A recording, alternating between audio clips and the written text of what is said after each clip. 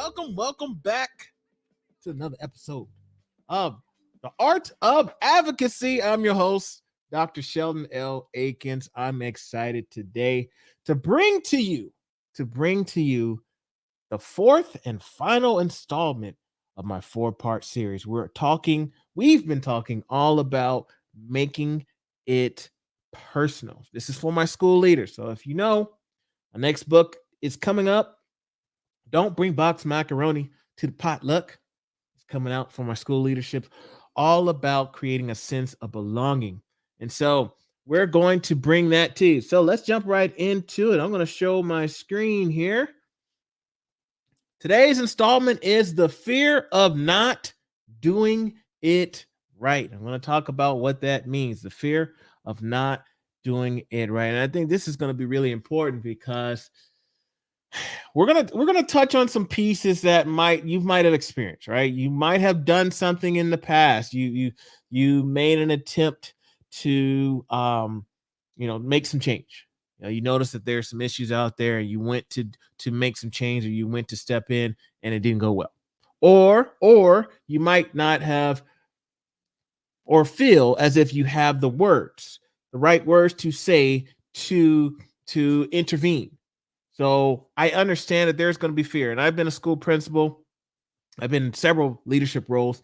And I know sometimes when you have subordinates, sometimes when you have staff, when you have constituents regarding your department, regarding your school, regarding your district, it can be a challenge sometimes because of fear of whatever reasons. And so we'll be talking about that today. As always, I like to give a reminder of the current book, Leading Equity, Becoming an Advocate for All Students. Okay, that is available at your local retailer, or you can go online. Okay, now just a quick recap. Today is February the 8th.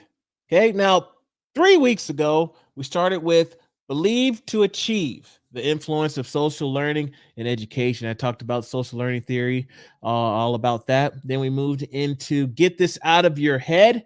You're never completely done learning. And then last week, we talked about not taking a stance is taking a stance.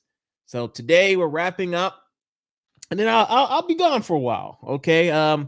So this is making it personal. This is part of one of my chapters in my book. And so basically I'm taking this content and all my research. I'm going to spend about a few weeks or so putting together that chapter, or finalizing that chapter. So I'll be gone. But once I get ready to come back with some new content, some new material, I'll be back. And I don't know if it'll be a 4-part series. More than likely it will be. If not, I'll be just kind of running through some additional content that I'll be providing for you. So make sure, if you're not already subscribed to the channel, if you're not hitting that bell, make sure you're doing that, so that way you can keep up with each week as we move along. All right, today's agenda: social pressures. Okay, social pressure, the fear in our hearts. And then we'll wrap things up with asking for a friend. I'm excited to bring to you today's content. I've been spending the week putting all the research together, putting the PowerPoint together, and so I'm excited to share this with you. All right, let's start with social pressure, the fear in our hearts. Now, as a school leader, when we think about social pressures, okay, what are some things that impact our decisions? Now, if you've taken advantage of the free course that I have available on the website, leadenequitycenter.com, there's that implicit bias course there. And one of the things we talk about 4 different biases. And one of those biases is the conformity bias. Okay. So if you're a school leader, one of the challenges that we could have as a school leader when it comes to the influence of social pressure is the conformity bias, or the tendency to change one's beliefs or behavior to fit in with others. The example I like to give in this situation, let's just say you're a school principal and you're looking to make change. You're looking to, maybe it's adopt a new school curriculum. Maybe it's you're deciding, you know what, do I want to promote maybe social emotional learning? Maybe do I want to approach universal design for learning or something else, or some sort of change that you're trying to implement, for example. And you're thinking, okay, how do I approach this, right? Because as leaders, we want folks to follow, right? And so we're like, okay, I know that this teacher's probably going to give me a little bit of pushback. I know that this teacher probably is doesn't like change at all. Here's a brand new teacher; they're already kind of feeling overwhelmed. So we're assessing all these different variables with what it comes to what it's going to take to implement this change and to get that buy-in. Right now, most leaders will know, okay, I probably can get 90%. But if I want 100%, or I might can get 60% of my staff on board. But if I want to push those numbers a little bit higher, I need to get a certain staff member. Maybe it's an OG teacher. Maybe it's another individual within my school who has a lot of clout, who has a lot of pull. And so what I might do, and I've seen this before. I've seen this before, where it's like you call in that individual who has all this pull, who has a good reputation of other teachers, other staff members tend to follow them. And we're thinking from a political side of things, right? That's sometimes how it is, right? And you have a meeting with them, and they might tell you something like, "Okay, I can get the rest of the team on board. I can help you out with this. However, there's a trip that I'm wanting to take. I want to take some time off 3 weeks from now, or there's this other thing that I need, or can you help me out in this area?" Right now, you may not personally agree with this tactic. You might say, you know what, this doesn't feel right. However, you want to get this process change. You want to get this system in place. You want to put these new rules. Whatever it is that you're trying to accomplish. And so as a result, you go along with it. Okay. So maybe it's or they might ask you to tweak something just a little bit again, but it might be something that you don't agree with. From another standpoint, maybe you are leading a staff meeting, and as you're leading the staff meeting, you're hearing stuff being said. Maybe some of your other teachers are saying some things, or other staff members are saying something that you don't agree with, but it seems like everybody is on board with this. But again, it goes against what you know is right, or your own beliefs. And as a result, maybe a brand new principal, this is your first year in, you're just getting started, and you don't want to ruffle the feathers too soon.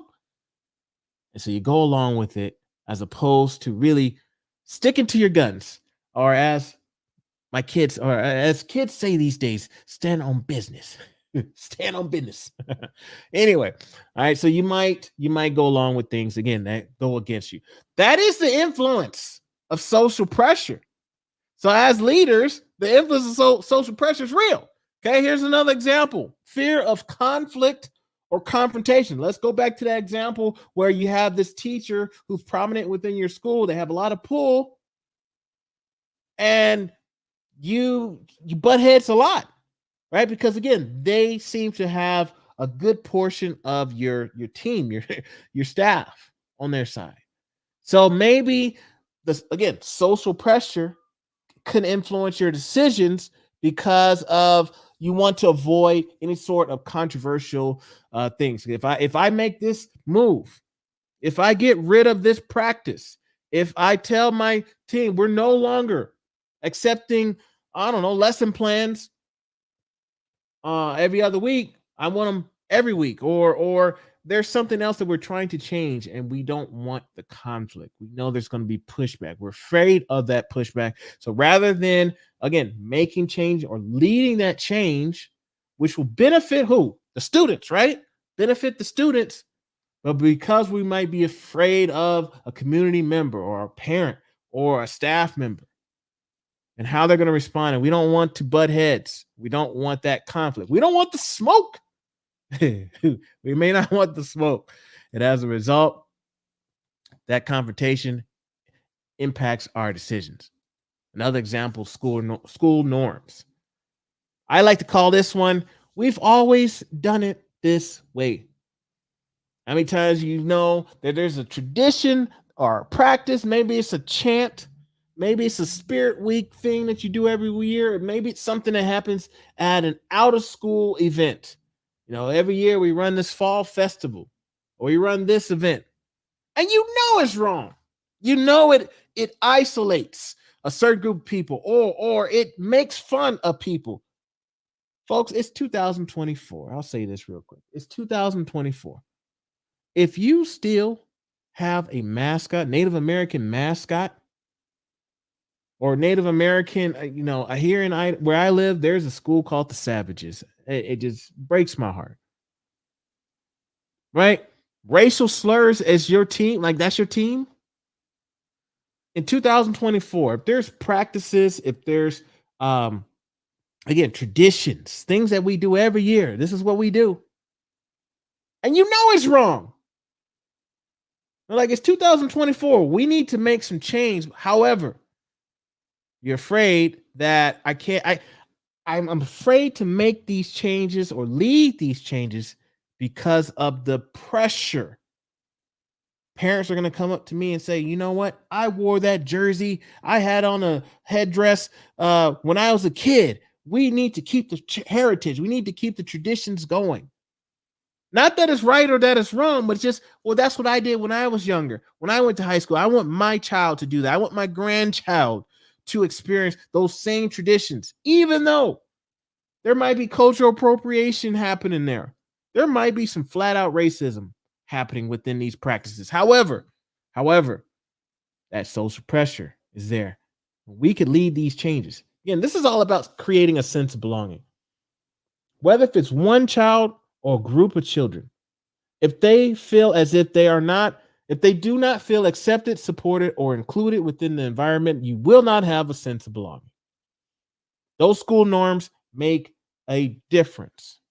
And then the last one here, personal beliefs, the convictions that may influence our decisions. I did an interview with Brother Rudy Kafele right around January 21st, not January 21st, January 6th, 2021, I believe it was. And I remember one of the things he said stuck out to me. He said there might have been educators storming the Capitol building. That was like, it hit me hard because I mean, he's right. There could have been school principals, superintendents, for all I know, might have been out there January 6th. So imagine how those personal beliefs can impact what we want to do when it comes to change. Maybe we don't agree with someone's identity, or we feel like, oh, I don't agree with that person's lifestyle, or that I don't agree with how they paint their nails or the way that they dress.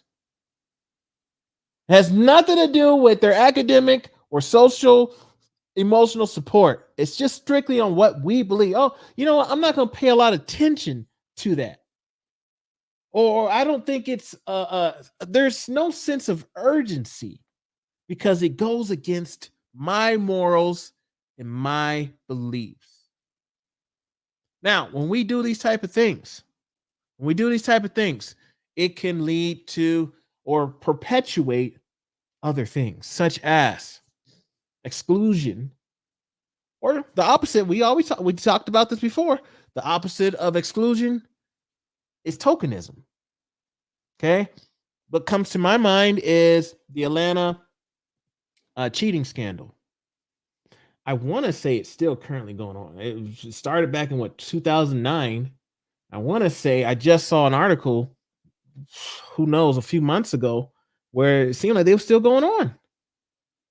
The largest criminal history, or what is it? The largest, I'm saying this wrong. The largest criminal case in Georgia's history was a cheating scandal. Why? Why was that cheating scandal there? Because of all the pressure for your students to perform well.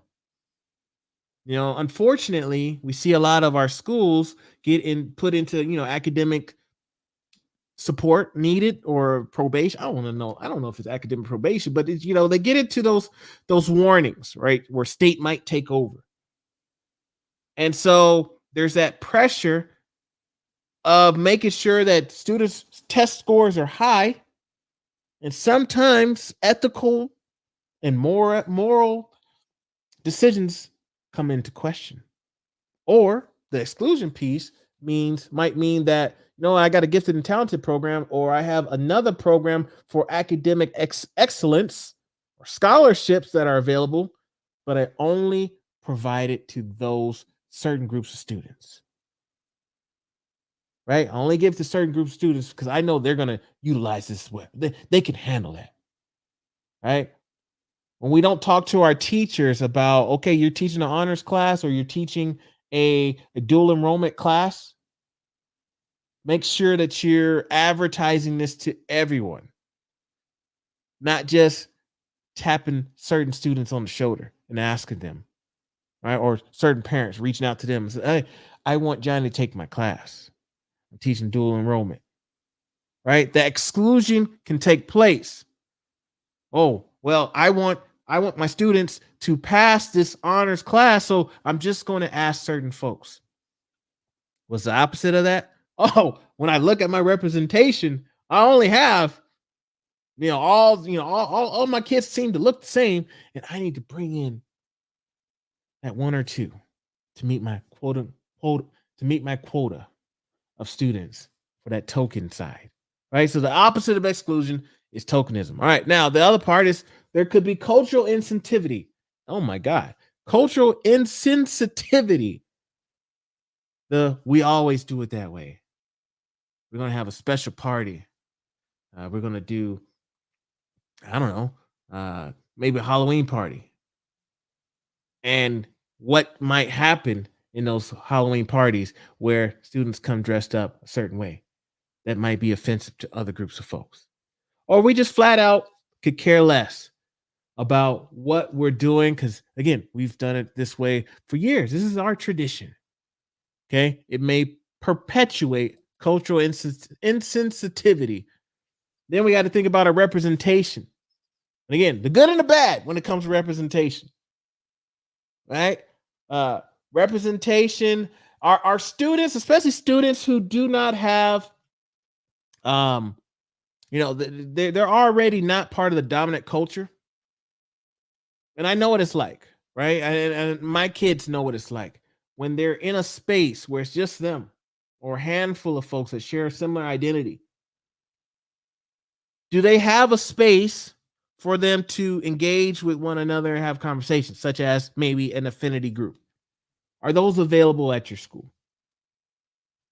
Doesn't mean that they're gangs. Doesn't mean that we're separating, segregating, further perpetuating. No, no, no. What we're doing is we're creating a space where a student can have conversations, maybe even talk to an adult, talk to their peers about similar interest. I like to use the example. We have chess clubs, we have glee clubs, we have different clubs all the time, but as soon as you separate it by personal identities, that's where we seem to have problems. Right? Doesn't mean that, I mean, there's so much research that supports the benefits of having affinity groups.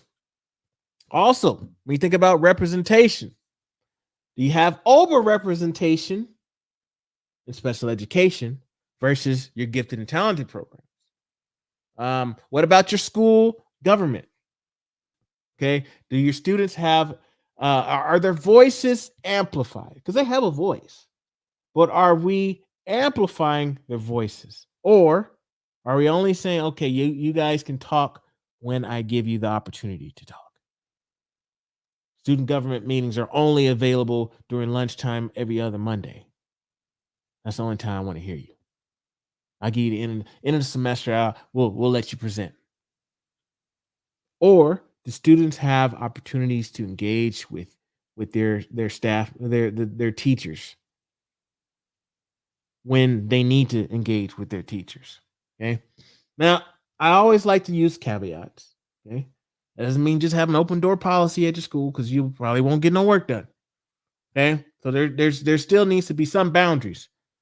But we want to make sure that we're getting student input, what they feel, what they need in order for them to feel accepted, supported, and included. Okay. The next one is disproportionality. Okay, disproportionality, you see it a lot in our discipline practices. Look at your data. Who's getting sent to the office? Who's getting kicked out of classrooms? Who's getting suspended? Who's getting expelled? Okay. These are just some of the things that social pressures can put forth. Okay. Social pressures can make a big difference and they can perpetuate. And I just put a list of four, just a few of them. Okay. Let's move forward. The fear of not doing it right. Again, this goes back to those things that maybe it's a fear of saying the wrong thing. Maybe this is a boat that you can recognize or identify with. Saying the wrong thing. I don't want to get accused of being sexist or misogynistic or racist or whatever it is, right? I don't want to say the wrong thing. Okay? The fear of offending each other. Or the fear of having to face that what we've been doing is not working for some of our kids and facing that fact or facing the fact that those kids might be of color. It might be students who are learning a language. It could be students who are in poverty. It could be students who have special needs. And coming to terms and realizing, you know what? I got to look in the mirror and face the music, if you will. Recognize, you know what? We've been doing this. That's been harming students for years. And we say on our handbook, or it's right there on the wall, right when you walk into our hallway, we love all kids no matter what. But yet, some of our practices are negatively impacting certain groups of students. But in order for us to recognize these things, we have to be willing to have these conversations. The fear, let me go back. The fear of saying the wrong thing and or offending each other, that's how we learn. But if we say, you know what, I made a mistake and I just never want to make that mistake again, how will we grow? Okay. I found this article where this research was done where the question was raised to a group of students. How do we ensure that students of color feel like respected? And they asked several questions. And what they found from their research was five things. Students felt respected when they received help when they were in need. Their boundaries were honored. They were appreciated, and their feelings, ideas, and perspectives were valued. And finally, their learning and growth was prioritized. Their learning and growth was prioritized. It makes me remember right around George Floyd and COVID. It kind of happened around there. COVID was happening, and then George Floyd happened. And I remember talking to a group of students about their high school experience. You know, this is towards the end of the school year. And I literally, I can hear the kids saying this. We felt like our teachers or our school just wanted us to finish the year. We didn't feel like our learning and growth was prioritized. I felt like this was just a time where folks were just trying to get us out. They were trying to finish the year, get us out for the summer so they can plan for next year because COVID happened. George Floyd happened. It just threw everything off in their mind. And that's how the students felt. But again, we will never know how students really feel, how they're really experiencing education unless we ask them.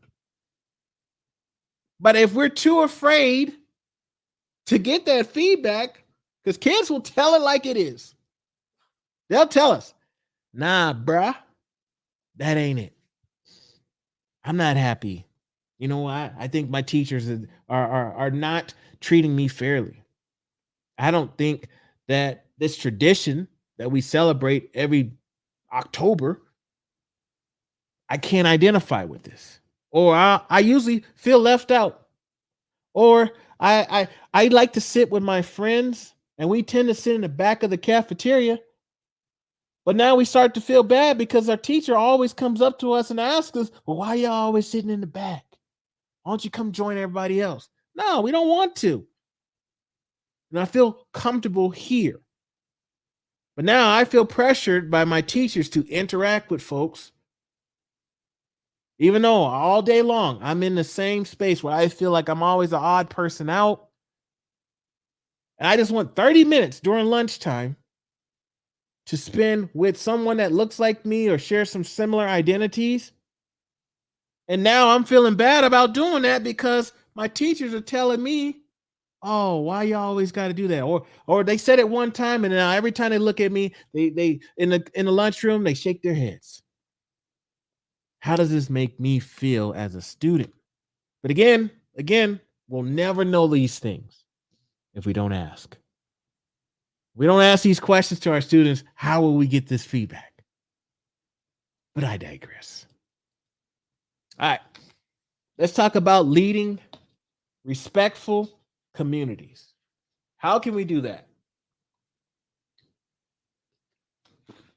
All right. One way is model respect.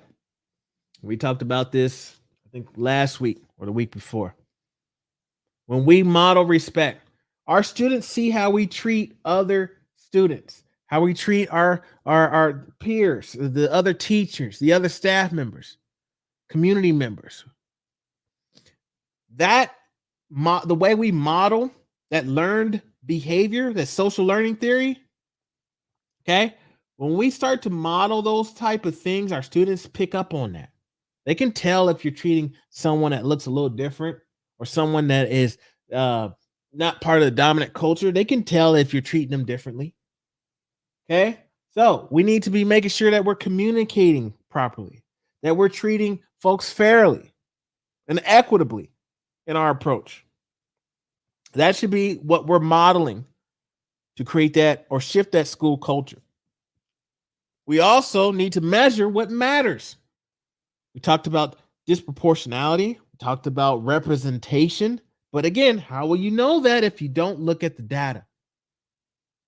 Perform those climate surveys, right? In my book, I'll have a sense of belonging assessment instrument. Okay.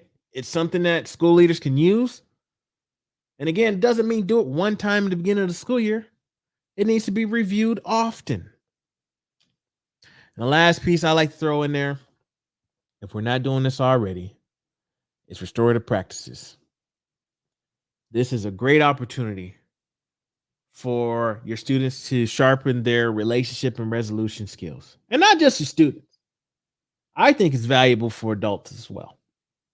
Okay, but it creates that culture in which folks where folks develop a level of respect that is beneficial to everyone. Okay, those are just some ways that we could lead respectful communities. All right, asking for a friend. Maybe you can relate to this. Okay, actual quotes from people that I've spoken to, educators that I've spoken to, or leaders that I've spoken to over the years. Right, here's the first one. Let me bring it up so you can see it here. Let's do it this way. All right. I'm afraid to approach my friends or teachers of color for advice on engaging with Black boys or supporting students from low income backgrounds. I worry that I might unintentionally offend someone or come across as ignorant. Right? I don't have this identity. And I recognize maybe they need some extra support, or maybe there's some, from an equitable standpoint, there's some areas that I need to focus on in order to relate or to engage students that might have various backgrounds that aren't like mine. But I'm afraid to ask someone who might share that background. So I'm afraid to ask my fellow Black teachers, or maybe I'm afraid to ask another student, another teacher or peer who has other identities that these students that I'm particularly trying to reach, maybe English wasn't their first language. And I want to ask them, well, how do I support them? But if I ask that question What kind of repercussions may I face? Oh, I'm being accused of this or being accused of that. I'm too afraid to engage in these conversations. So who ultimately gets negatively impacted? Those black boys, those low income students, right? Because you're afraid to ask the questions. However, okay, I'm gonna throw this out because this happened, right? Or maybe you do share that identity and your thoughts is, or maybe your demeanor is, well, it's not my responsibility to educate others to serve as the representative of my identity. You see the conflict there?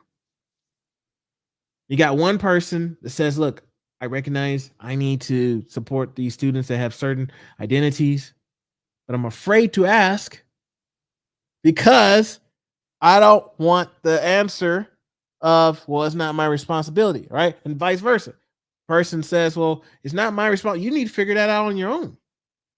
And you can see how this can detrimentally impact our students, the ones who need to be discussed, the ones who need these questions asked. The questions aren't answered. And as a result, who misses out? The kids. It's the kids. Okay. I get it. I completely understand how this scenario here can be a challenge. Now, me personally identify as a black male. And I have learned over the years that because I had the same mindset. Well, it's not on me. Why should I have to educate folks? And I still have that identity from a or mindset rather, but it comes from don't let me be the only person or the only information that you're getting. Does that make sense? So, for example, I can give you my opinion. I can tell you how I feel as when I was a black boy growing up in school, and this is what helped me, but it doesn't necessarily mean that that's the way to go. That's the only thing. Dr. Gloria Ladson Billings did a lot of research on black boys, for example. Culturally responsive teaching came from that work.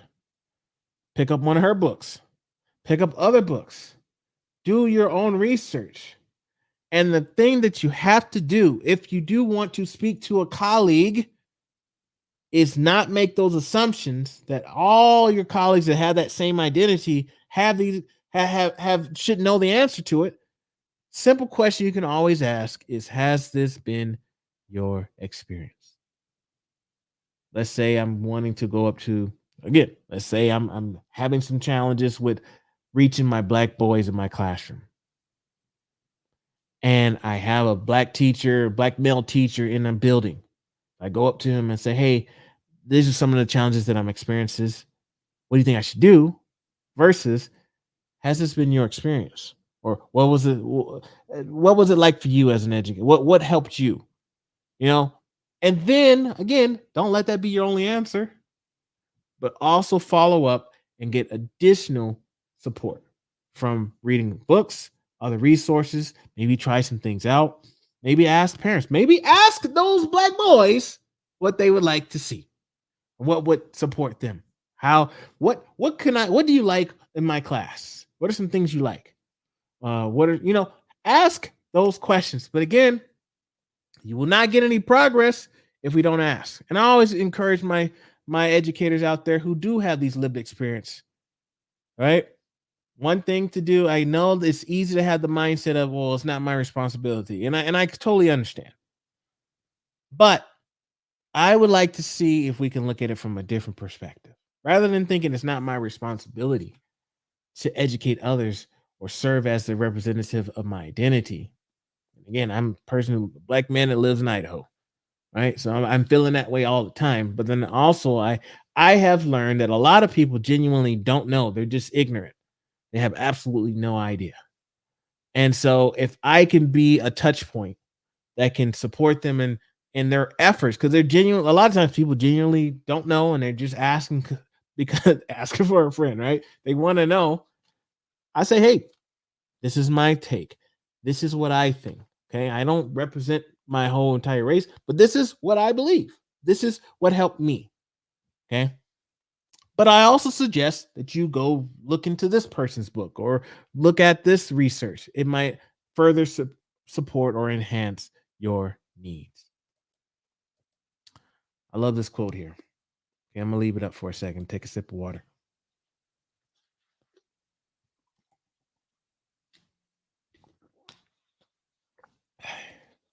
The man who asks a question is a fool for a minute. The man who does not ask is a fool for life. Listen, it's better to ask the question to get that knowledge. And yeah, in that moment, you might feel a little foolish. Look, I hate to ask, but I'm just curious. But when you don't ask and you remain silent, guess what? You'll never know. Think about that first part. The man who asks a question is a fool for a minute. That feeling is temporary. You're fool for, like, you don't know, you're ignorant for just a moment. And asking that question helps you learn and grow. The second part of that quote, the man who does not ask is a fool for life. Guess what? When you don't ask and you don't seek that knowledge, you will never know. It lasts forever. You got to seek clarification, ask for understanding. You can't be afraid to do that because you're afraid of offending or hurting someone else. Rather than making those assumptions and just operating off of assumptions, ask the questions. I think this quote encourages one's curiosity. It also puts you in a very humble and often vulnerable state, but you are willing to learn. At the end of the day, it's better to risk just a moment of embarrassment by asking these questions rather than to remain ignorant forever. Because at the end of the day, when we don't ask these questions, we can go to all the PDs we want. We can go to equity PDs. We can go to diversity, equity, inclusion PDs. We can do all the work. We can read a bunch of books. We can do all these things, but if we're not having these conversations, if we're not engaged in communicating with one another, then our students are going to negatively be impacted, and sense of belonging is not going to be there. We can talk about this all, like, we have to talk about these things. Social pressure, I know it's real. It's a big deal. However, we have to be willing to engage in these conversations and ask these questions, okay? Fear of not doing it right has to go away. Okay? If you're enjoying the series and you're not subscribed to the channel already, make sure you're subscribed to the channel, hit that bell. I'll be taking a few weeks off. Like I said, this concludes a 4-part series, but I'll have some more content very soon. Thank you so much for hanging out with me. Remember the words of Dr. Martin Luther King Jr. If you can't fly, then run. If you can't run, then walk. If you can't walk, then crawl. But by all means, keep moving. Let's continue to be a voice in leading equity.